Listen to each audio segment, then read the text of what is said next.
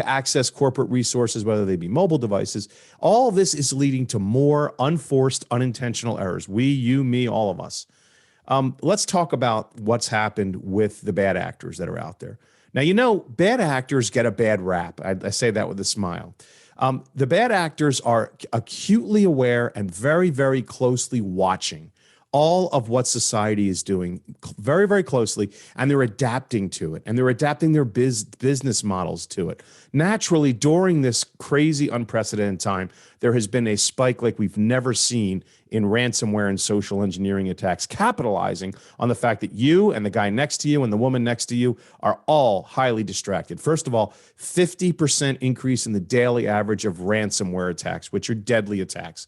Very, very difficult to recover from. Worldwide in the third quarter of the year. For the second half of the year, the first half of 2020, we saw a 4,000% increase in phishing and malware attacks. Now, Checkpoint Research is leading the way in a lot of areas here, and I encourage you to check out research.checkpoint.com. We talk about the way that ransomware is evolving. Have you heard of what's called a double extortion attack? I'm going to tell you what it is. You don't have to answer it. You can nod your head yes or no. It doesn't matter. No one can see you doing it. But I'm going to talk about double extortion. Now, you know what ransomware is, right? Somebody gets tricked into clicking a link that they shouldn't have, whether it's on their mobile device or on their laptop, whether it's on a sanctioned company laptop, whether it's on their own personal home computer, whatever it is. And depending on the relationship that device has to the network, whether it's through a VPN or directly connected or just the CEO's machine, you name it, an encryption occurs, and then there's a ransom demanded to pay it. Now, what double extortion does is it ups the ante even further for, say, a healthcare system or a manufacturing facility or a financial institution where data is first stolen, a breach occurs, and then the ransomware attack begins. So basically, these attackers are saying either you pay the ransom or we will disclose your data and your machines will remain encrypted. Now, so we have seen the bad actors ramp up their efforts, be even more successful, preying on companies, preying on you, preying on me, and increasing the sophistication of these attacks quite tremendously. So it's something we're quite concerned with. Now, we got two other sources of research that will broaden your view. First of all, Checkpoint asked, I forget how many people we surveyed, in the hundreds, what their top 3 priorities were at the end of 2020 for 2021 and beyond. And securing the remote workforce and endpoint and mobile security easily topped the list. Okay. And you didn't need me to tell you that because you already knew it. You might be part of an organization that we see a lot of, which is the rush to mobile. The mobile workforce had to happen. Remote workforce happened, but now we're looking at retrospectively, how do we secure those tools we put in place? So this is a big charge for our customers, and I think that it probably resonates with you guys. Now, Gartner also looked at the top 10 security projects for 2021 and beyond. And of course, number 1 on the list, securing the remote workforce. So these are big priorities for the cybersecurity teams all around, likely for you as well.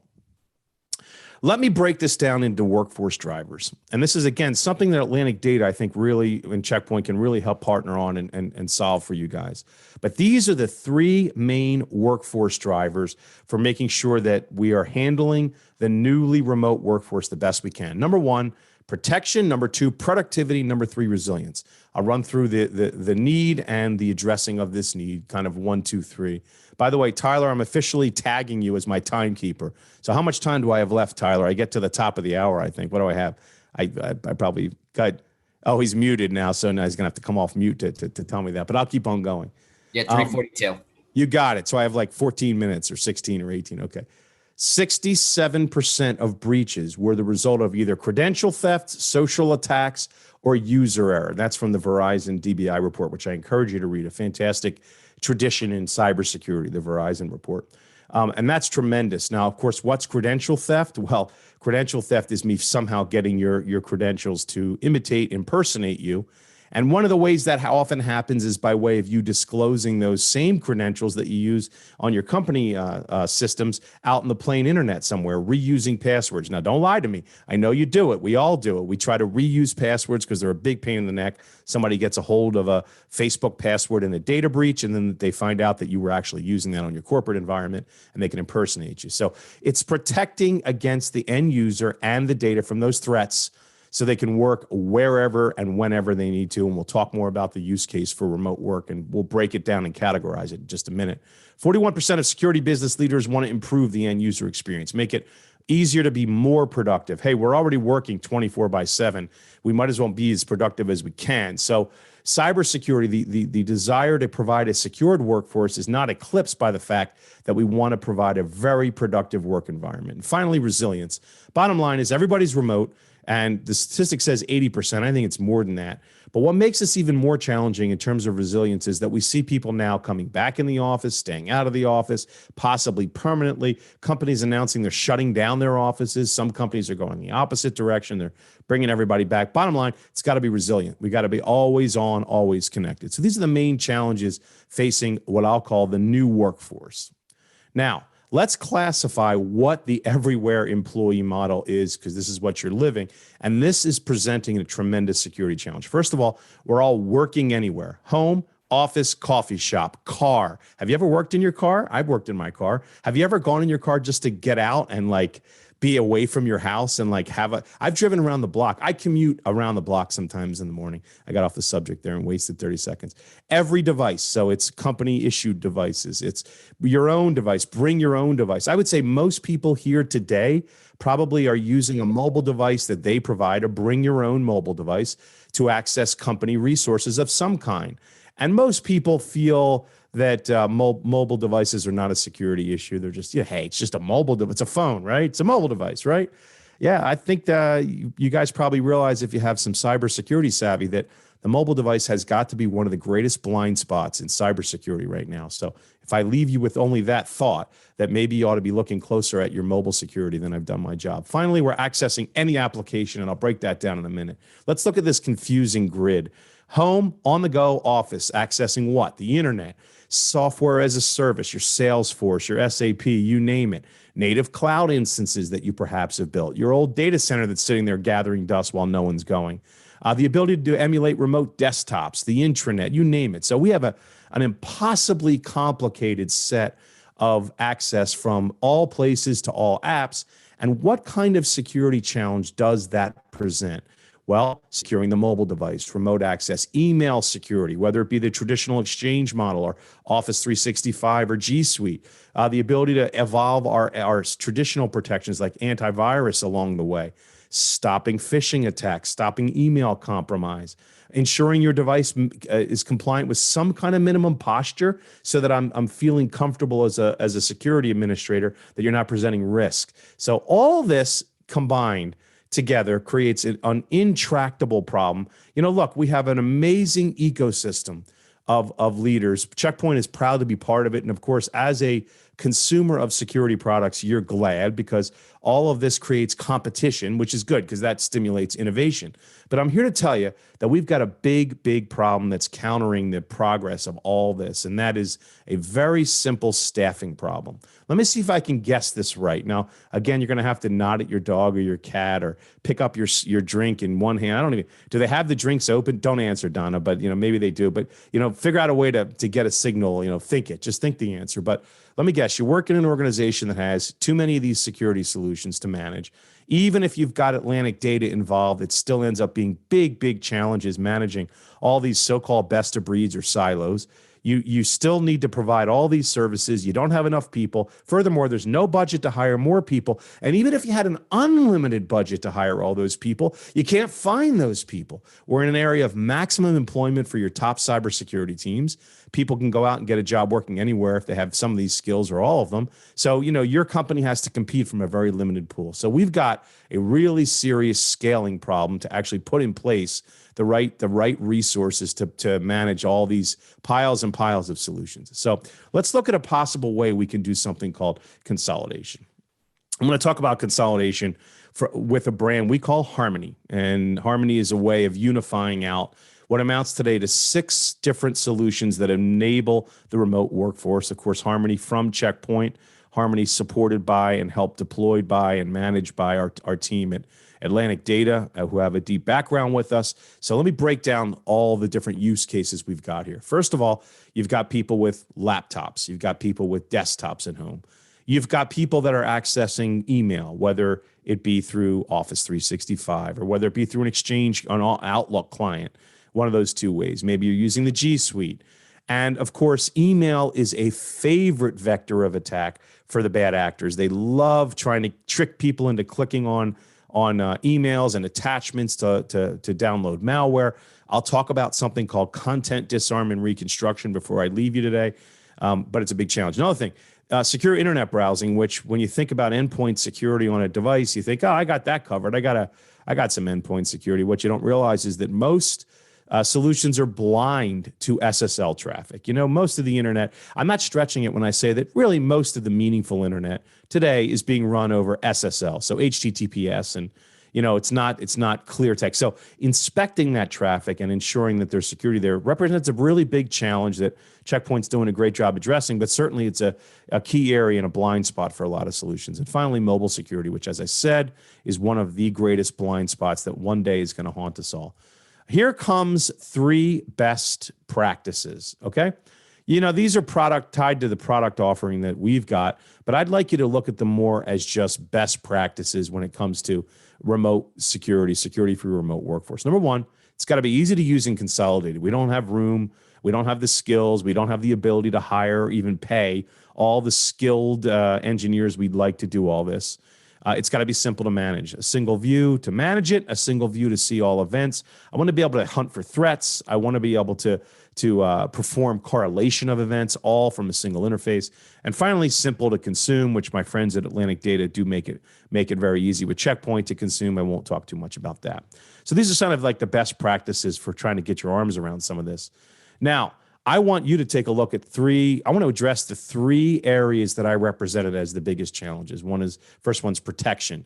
All threats, all vectors, all devices. Look at it like a best practice. Don't look at it like a Check Point solution set, even though we address it perfectly. I want you to look at this as, what do I have to worry about? So you've got a menu of threats, a menu of vectors to deliver those threats. Most popular ones, of course, being emails and websites. You've got devices that you both manage and don't manage. And even within the devices, you've got applications that can disguise traffic like a browser. A browser can encrypt. And on top of all that, it takes a mountain of skill and intelligence to manage all of it. So we want to look at a marriage of threat prevention and engines, both AI and traditional, as well as a prevention of a body of knowledge around prevention that's constantly being updated. So this is the first piece of it, how to protect against threats, vectors, and devices. Very, very complex. Of course, Check Point's Harmony solution handles it beautifully, but I wanted to educate you on what you're looking at. When it comes to productivity, well, that's nice. You like that? There you go. Good timing on that. When it comes to productivity, we want to minimize the impact, obviously, of what's going on, but more importantly, improve productivity. So which of these are you using? Teams, OneDrive, G Suite. Of course, most people are looking at SharePoint and Microsoft. The Microsoft suite, maybe you're in the business of Google. Providing usability, meaning making everything easier. I'm going to talk about something called content whitening. Tyler, let me have a time check, please. I'm blowing through this, but I'm not watching my time well. So how much time do I have? Like 9 minutes. Oh, fantastic. I want to talk about something called content whitening. It's worth spending a minute on because it's kind of a fascinating study in, first of all, simplicity in cybersecurity for your remote workforce, but also an innovative approach. Finally, delivering flexibility across all platforms, all operating systems. Remind me to come back to that. I'm going to talk about that use case. Finally, resiliency, the ability to have these things happening fast, whether it's data at rest, data in motion, how we're adapting and preventing, which obviously the ideal situation is we never even get to a situation where a piece of malware gets dropped or a ransomware attack starts. But should it happen, the ability to perform detection and response. So containing that ransomware attack, threat hunting, applying threat intelligence and forensic reporting. So these are the 3 things I outlined in the beginning as the main drivers of that new workforce and how Check Point specifically can address them. But more importantly, in a best practice, how you would go about doing that. I'm going to stop and actually take a breath because you might have noticed I haven't actually done that yet. You're welcome for that, by the way. So that way I'll be out of here quickly. But anybody have any questions so far, anything I've said? I'm going to take one use case, but anybody have any questions? Is there anything in the chat, Tyler, anything in the chat you can relay? If so, just interrupt me. I'm going to keep on going, okay? Nothing right now. I'm going to talk about something called content disarm and reconstruction. And another name for that is document whitening. And I want to explain how things like that can really cut down as a use case on the threats that are presented to everybody's environments, especially in this realm and new era of the all remote workforce. Now, in the traditional way, a document or a website can be presented. A document can be presented, and mostly, in most cases, you got to send that thing up to a detonation chamber. You may have heard the term sandboxing. Sandboxing is nothing new. Of course, we're leading in this area. Throw that document in a detonation area and blow it up and see what we see. Of course, document the whole thing, and that takes anywhere from, I don't know, a minute to 2 minutes. And basically, as you know, in the land of users, even a minute is an eternity. Might as well be a complete eternity. So Checkpoint has adopted an approach to something called document whitening, or more technically, you will hear it in the industry called content disarm and reconstruction. So I'm going to go ahead and do this. I'm going to actually stop my share and just talk to you for 1 second. Imagine that, somebody just talking to you, no PowerPoint. Document comes in, like a Word document, all right, or an Excel document comes in to your email. Now, that document could contain dynamic content. And in fact, this is the way that many bad actors are managing to infiltrate your network. Why? Because it isn't that hard to get you to trick you into clicking on something. Back in the middle of the pandemic, it was even easier because everyone was so distracted. I could put an email up that says, click here for the latest vaccine registration, or click here to get a status on your vaccine schedule. And I could pretty easily trick you into clicking on something, and maybe you'd be, entertained into clicking on a link or a document. What document whitening does is it makes a presumption, and the presumption is actually very simple. The presumption is that any dynamic content in that document is likely not necessary for life to go on here, that we can strip that stuff off prospectively in advance, deliver a whitened version of that document to that user without waiting the interminable 2 minutes to detonate it in a chamber, in a sandbox, to make sure it's good, and deliver a whitened version of that document, removing the risk. Whatever bad, nasty dynamic content that's been embedded in there, maybe by a bad actor, is proactively removed, and a clean version of the document is delivered to that user. Now, what is the user experience of this? Well, the user experience is the attachment comes in, they receive it, they click on it, the dynamic content's been stripped in a matter of seconds, life goes on. Oh yeah, they can get the original document if they should so need it, but I can speak from personal experience in decades of using this. I rarely ever need the original document. And now you have managed your risk and cut out a huge vector of attack for these bad actors by proactively stripping off what amounts to the main delivery mechanism for a lot of malware. So that's called content disarm and reconstruction. I think it's an important part of any workforce security strategy. And of course, it's one of the many protections that you'll find in Harmony. And Tyler, give me a time check, because I must be burning through my allotted time here. I must be. Like 5 minutes. 4. Good, I'm perfect. I'm going to start landing the plane. Buckle your seatbelts, please. Fasten your seatbelts. Put your tray tables up. Have you heard that announcement in like a year? I haven't heard that security. I used to hear it like every week. Now I haven't heard it in a year. Put your tray tables back in there. Anyway, we're off on a tangent. I want to share with you that Checkpoint is proud to be leading here in the whole realm of endpoint security. Recently, we were recognized by MITRE Ingenuity for leadership on with 100% detection in their test. And our friends at Atlantic Data can provide more details on that. I'm really super proud of that. I want to wrap up by telling you that everyone has a responsibility now to take a hard look at the way their workforces were secured or left unsecured, whatever the case may be. A highly, highly distracted remote workforce. All of us are trying to navigate out of this thing together. How are you addressing these main threats that are facing your workforce, whether it be on the endpoints, whether it be in email, whether it be for contractors that need clientless zero trust access, whether it be through mobile devices, whether it be for SSL internet traffic? How are you going to identify and manage these risks? And how are you going to do it with too few people, too few budget, too little time, and a highly, highly distracted workforce? We call the solution Harmony, but more importantly, call your folks at Atlantic Data Security. We know them well, and We're happy to be working with them. We can design a solution that you guys can evolve with to provide the most secure solution for your remote workforce. And with that, I now am happy to announce that I will now officially get out of the way and hand the reins back to our friends at Atlantic Data to begin the part of the event that I'm sure you were looking forward to most. Thank you, Brian. That was an amazing presentation. You fit a lot of content in a little bit of time, and I'm glad you took that breath in between because we did not want you passing out during. Is he actually breathing? I'll tell you, Don, I'll tell you, I do a fair number. I do a fair number of news appearances. Nobody cares, but I'll just tell you, in the news appearances, you literally get 13 seconds to get your message across. So I'm used to delivering